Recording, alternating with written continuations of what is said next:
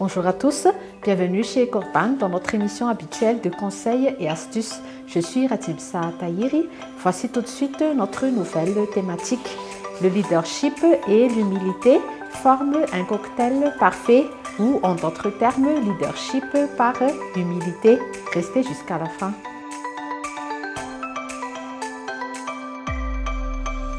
Nous allons diviser en deux parties notre présentation.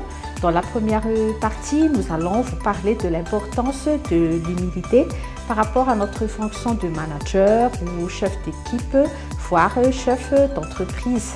Et dans la seconde partie, nous allons vous expliquer que l'humilité est vraiment un gage de succès. Premièrement, nous allons vous parler du terme humilité qui a parfois ou souvent une connotation de faiblesse. Mais en fait, être humble par rapport à notre fonction de manager, c'est comprendre notre force, nos faiblesses par rapport à nos fonctions, nos missions, et qu'en même temps aussi par rapport ou vis-à-vis de nos collaborateurs, on reconnaît leurs forces et leurs faiblesses également. Bien sûr, dans notre fonction de leader, on doit toujours s'imposer, on doit mettre bien au clair les fonctions, tout ce qui est mission pour toute l'équipe par rapport aux collaborateurs. On doit toujours contrôler l'équipe par rapport aux objectifs et il faut toujours être à l'écoute des collaborateurs. Et par rapport à notre thématique, éventuellement, on pourrait se poser la question, est-ce que je suis humble, à quel niveau, à quelle échelle? Et par rapport justement à cette question, nous aimerions vous partager quelques valeurs, des comportements ou des bonnes pratiques. Tout à l'heure, je vous ai parlé de feedback et par exemple, pendant les réunions, on va essayer de recevoir les feedbacks par rapport aux collaborateurs. Généralement, les feedbacks positifs, il n'y a pas de problème, mais il faut laisser exprimer en fait les feedbacks négatifs. Ce n'est pas toujours facile en fait, parce qu'il se pourrait que nous avons des managers qui sont, entre guillemets, mais pas tous les managers, un peu difficiles où ils ne sont pas très à l'écoute des collaborateurs. Et dans ces cas-là, il est un peu difficile par rapport aux collaborateurs de faire passer les critiques négatives. Alors que les critiques négatives, en fait, nous aident éventuellement à rebondir, bien que au départ, éventuellement, ce n'est pas toujours très facile aussi, mais qu'il faut s'y habituer pour recevoir en fait les feedbacks des autres. Et quelque part aussi, il faut accepter nos erreurs. Nous avons vu dans cette partie l'importance de l'humilité par rapport à notre fonction de leader dans les entreprises ou vraiment si on est chef d'entreprise. Et maintenant, nous allons entamer la seconde partie pour vous expliquer que l'humilité est vraiment un gage de réussite. Nous aimerions vous partager deux points importants par rapport à l'humilité. Premièrement, en étant humble, ça va nous aider à discerner mieux par rapport à nos prises de décision, par rapport à nos fonctions. Et deuxièmement, le fait d'être humble aussi va nous aider à atteindre un niveau supérieur par rapport à nos objectifs. Tout à l'heure, nous avons parlé de l'importance des retours par rapport à nos collègues. Et voici quelques questions qu'on pourrait se poser justement par rapport aux situations qu'on peut rencontrer. Quelles sont les leçons à prendre?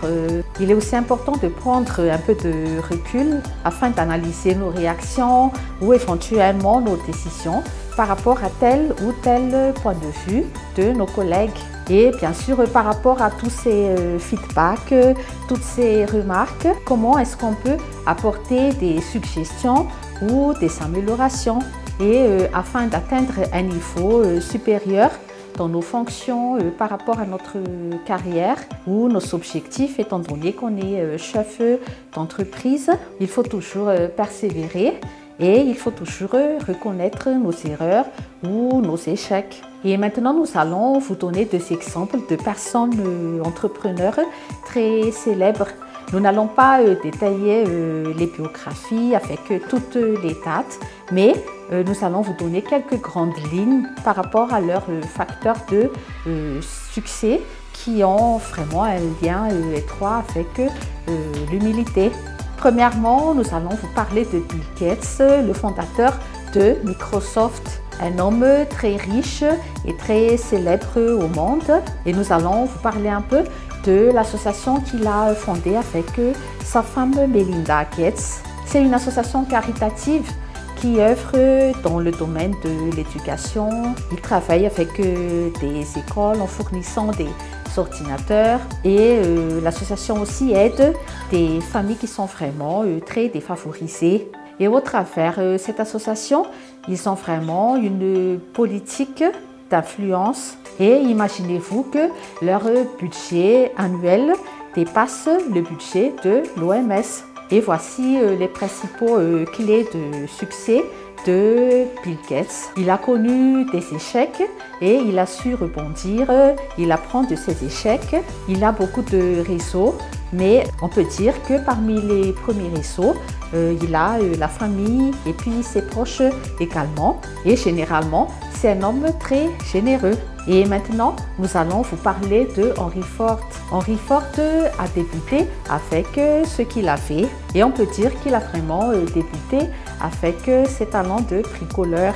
Et pareillement comme Bill Gates tout à l'heure, il a connu des échecs et il a su rebondir. Et c'est vraiment une personne très persévérante et en même temps aussi, il maîtrise bien son domaine d'activité. Et un point très important également, il aime toujours innover. Voilà, nous avons pu vous parler aujourd'hui de l'humilité.